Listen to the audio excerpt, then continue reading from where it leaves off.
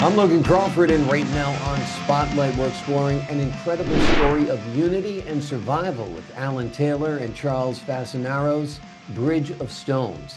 Set in the tumultuous 1960s, this compelling tale recounts how a group of hippies teamed up with military police to harness the power of dogs in detecting wartime hazards. We will discover how a journey into the war-torn jungles of Vietnam became a profound spiritual and ideological awakening for a young soldier. We're delighted to have these very talented authors join us here today on Spotlight. We thank the team at Inks and Bindings for helping us put him in the spotlight today. And we ask viewers like you to support writers like them by subscribing to our channel and by purchasing their delightful book. The links are below this interview. Alan and Charles, great to see you guys here today on Spotlight. Great to see you as well, Logan. Charles, this is basically your story during Vietnam, right? That's been fictionalized a little bit. Yes, what happened was we went to work down training dogs in Raleigh, North Carolina, actually Apex, North Carolina. Then we went down to Fort Gordon to train the guys to train the dogs. And when we first got there, of course, we all had long hair and peace symbols all over us. And Fort Gordon was the home of the MPs at that time, where every blade of grass had to be so long, you know. So when they saw us, they just were completely flabbergasted. What the hell are you guys doing here? And we finally got, and there was a lot of friction to begin with between us and the army people.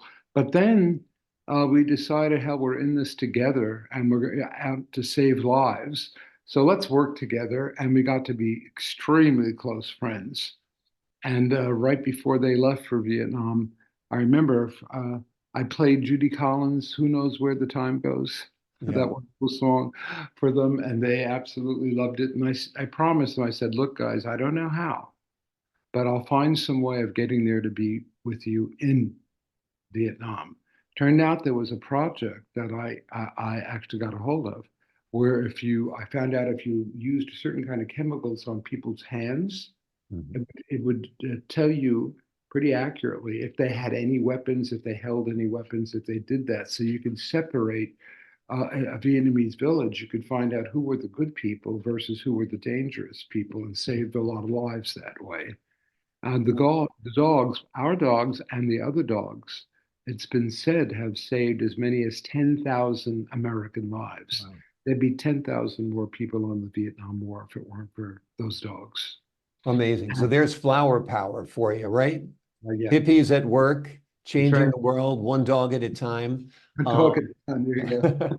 I'm joking a little bit, but it's No, it's profound and it's such a great image of these long-haired hippie people, as they used to call them back in the day, coming to help out the MPs who are these, cut soldiers with buzz cuts and all that.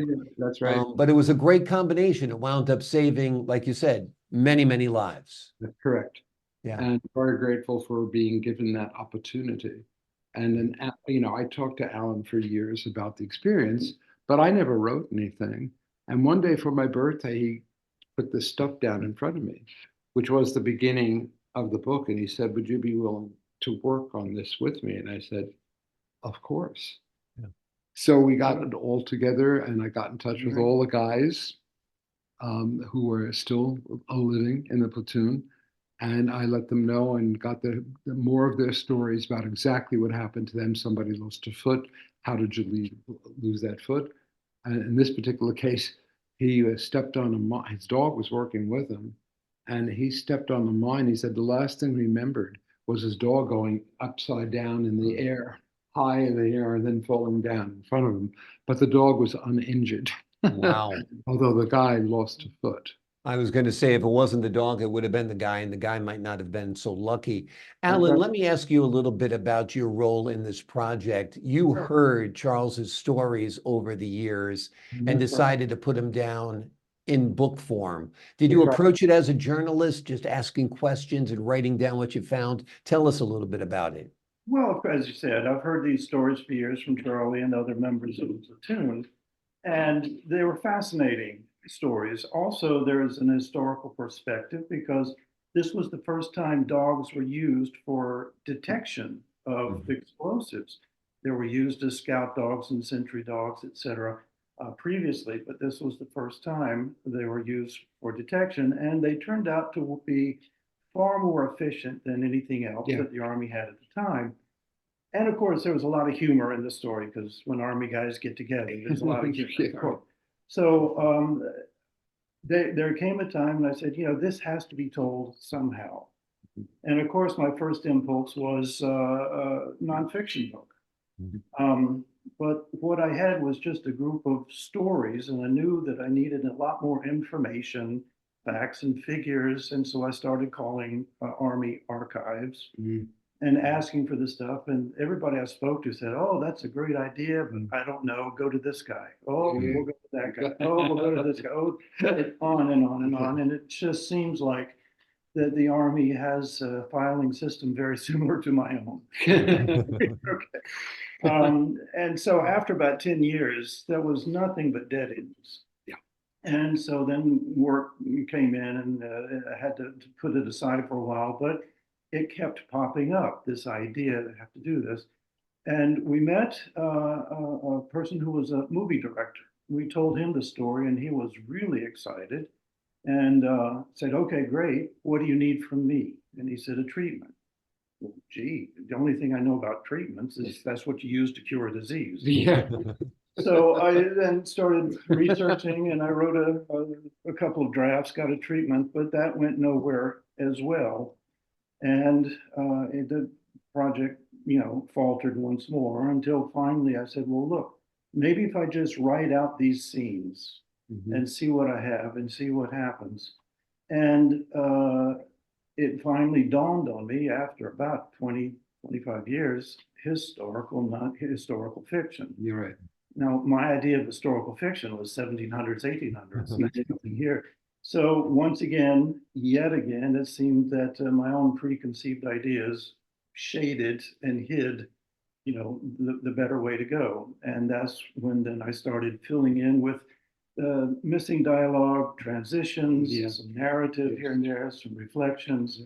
And then I got the first draft of the manuscript ready, and I gave it to Charlie and said, hey, can we work on this together? Of course, he said yes, and then that's how the process began. Amazing. And now that it's in book form, hopefully somebody in Hollywood does read it, pick it up, and turn it into a project, because it's got all the makings of a great movie. I mean, it's got dogs. Yes. Who doesn't love dogs? Working dogs. I mean, that's a double bonus. Hippies and Vietnam soldiers. VW buses and all of that. The backdrop is just perfect. Charlie, let me ask you a little bit. Back then in the 1960s, when you're working on this, what was your attitude towards the war and towards soldiers? Were you anti-war? Were you, is that why you were a hippie? Tell us a little bit about your feelings before you got involved with this project. Well, I was anti the Vietnam War because it seemed like it would never end. Like we had no clear strategy. It turns out now, historians have looked much more closely and said, we won everything in the Tet Offensive. They did attack all those places, but America won. And now historians are actually saying we could have won in Vietnam. And I remember this little story. I guess Walter Cronkite had gone twice to Vietnam. First time he went, he liked what he saw, and he said so. Second time he went, he said, I don't think this war has any foreseeable closure. And he didn't like it. And Lyndon Johnson said, well, if we've lost Cronkite, we've lost everybody. And that's when he decided to pull out, and, Paris Peace Accords and all those other things happened at that point. Exactly, exactly. And you were a student when you were pulled out to work on this assignment. You were working towards a master's degree, I believe, and then... Right. Yeah. And I was actually going to go for my PhD in chemistry, and then this thing came in play. But I was always much more philosophically oriented. So I have a degree in chemistry and physics, but I have a doctorate in philosophy. And that was putting everything together, and lots of whys, of course, in Vietnam, and terrible sights that I saw, and when I'm there, that are still indescribable and still make me very sad. I don't know if this is the time to interpolate other things, but I'm seeing what's going on on our campuses today with pro-Hamas people. It's like very sad to me. It is. Don't It these is. kids It's know anything? it's Sort of wonder tragic. if we ever had a war with China. Mhm. They asked millennials, would you fight in such a war? And they said no. And when asked, why wouldn't you fight? You know, your brothers, sisters did in World War II. They said, America's not worth it. And that really hurt me. They're gravely misinformed. Yes. Yeah, Yes. they need to travel to China and see That's what right. it's like. You won't That's be right. able to breathe the air, Yeah. and you're able to with hardly able to move 10 steps without a policeman up your butt. And that's all. It's truly a communist country. I've spent a lot of time there. Yeah.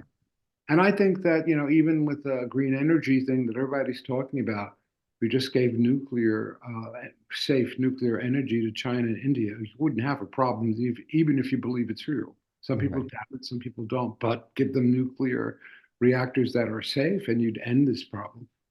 So it's a make-believe problem that political forces are using to get whatever they want to say out there. Exactly. I think it's Exactly. very sad of what's happened to Colombia. And Without a doubt. Without a doubt. Universities. Alan, let me ask you the title, Bridge of Stones, and there's a subtitle too. Tell us about that. Why is it called that? The subtitle is The Spiritual Journey via Soldiers, Hippies, Dogs, and Landmines. And that is Charlie's journey. Mhm. As a younger man, he was very drawn to the monastic orders, especially the Trappists, for that piece. But he also was equally drawn to West Point and its motto. I think because the self-sacrifice for a greater good is what really held him by those two competing forces. And there was the man of peace, and then there was the man of war. And so he was against the war, but he saw when he was in Vietnam great acts of nobility and self-sacrifice that he could not deny. And that created the conflict between what you're saying, because that has to be celebrated. That's selfless service, etc. Exactly. And so there is a scene in the book when he's talking to one of his good friends. He said, told Charlie, you're standing on an abyss, 1 foot on either side of an abyss. That's the most dangerous place to be. And that was between man of peace and war. And the bridge of stones is that pathway that spans the abyss. But it spans the abyss, but it's thorny. Yeah. Difficult to cross. Exactly. Right. Exactly. Yeah. And it's certainly very true that you can hate the war and love the soldier. That's right. You know, because the soldiers didn't start the war. They're just doing what their country pulled them out of their suburban homes and city houses and wherever to go do it. I think that, you know, it's interesting there because, you know, the people that fought, and often you found out their fathers, their grandfathers had served, and that's why they wanted to serve. The rest of the people their age were saying, we want to duck out of this. Yeah. You know, they used very highfalutin terms, but I think the real truth of the matter is they were frightened that their body was allergic to bullets. Yeah. Yeah. They are afraid of lead poisoning like all of us are. And Charlie said many times to me that because of that conflict around that war, just made the soldiers' sacrifices all the more powerful. Yes. And yeah.